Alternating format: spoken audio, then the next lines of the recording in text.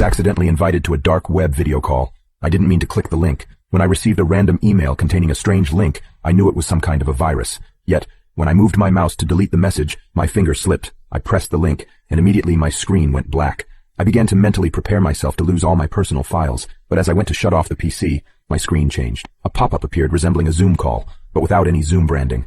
The largest video feed with a sign dangling close enough to the camera for me to read, "Please wait, meeting will begin temporarily." I always had my webcam blocked, and for that I was glad, for the other feeds began turning on, and I definitely didn't fit into this group of freaks. No one had their faces exposed.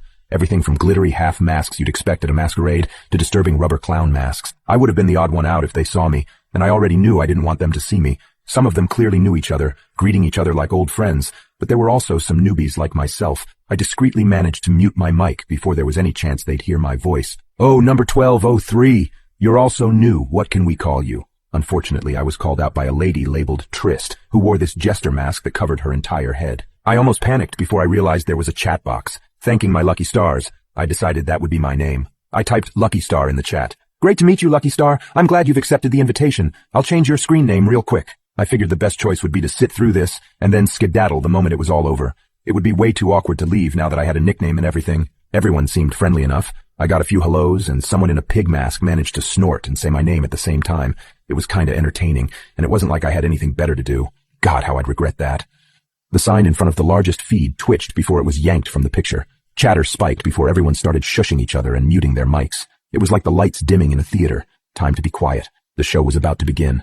A man walked into the frame, and like the others here, he was wearing a mask as well. It was a wolf mask. It covered the upper half of his face and appeared to be made of wood. When he spoke, his low voice was quiet, but it commanded respect. "Good to see we've all made it. I hope our new friends are ready to participate." I didn't like the sound of that. I wanted to close out of the call right then and there, but that's when I realized there wasn't a hang-up button. Nope. I had to ride this one out with everyone else and pray I would go overlooked. The host, who I now realized was labeled Wolf, vanished. There were some banging sounds, and then Wolf dragged a person tied to a chair in front of the camera. Yeah, I realized pretty quickly this was nothing I wanted to be a part of. Now, our guests need to decide what we do. Wolf approached the camera, and I saw his eyes through the mask. They were cold and unfeeling. He glanced over the screen. "Piggy pig pig, what shall we do first?" Piggy squealed and barely managed to make out the words, fingers and off between the pig-like grunts. "Basic. Good start, though." Wolf disappeared again, but he wasn't gone for more than a few seconds before he returned with a cleaver. He didn't hesitate before bringing them down on his victim's right hand. Off came the fingers. The whole room cheered, and I puked on the floor. The poor tied-up bastard wailed, begging the wolf to let him go. Wolf didn't care what he wanted. He just turned to the chat again. "And what should we do now?" "Barn." Barn suggested Wolf tear out his teeth. Wolf produced some pliers and ripped out all of the victim's front teeth, leaving his mouth a bloody, mangled mess. Another viewer suggested they cut off his ears. It was done. I vomited again. I wanted this to be over. Then Wolf called on me. "Lucky Star, I understand you're shy about your voice. That's all right. Just type whatever you're thinking into the box." Cold sweat poured down my neck. I felt all eyes metaphorically on me. If I didn't say something, they'd get suspicious, and I didn't want to be the next one in the chair. So I gulped down the bile in my throat and typed out the first thing that came to mind. "Can you stick his fingers in his ear holes?" There was a brief pause, and then Wolf laughed. It was the most disturbing sound I'd ever heard.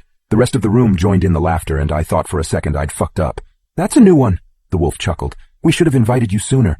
I love the creativity." That settled. Wolf picked up one of the thumbs and proceeded to force it deep into the man's ear. The sound that poor bastard made will haunt my nightmares forever.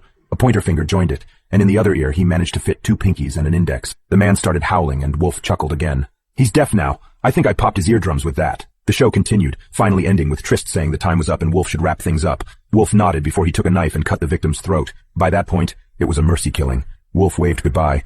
I thought that was finally it. I could forget I ever saw any of this, but he signed off with a message that made my blood run cold.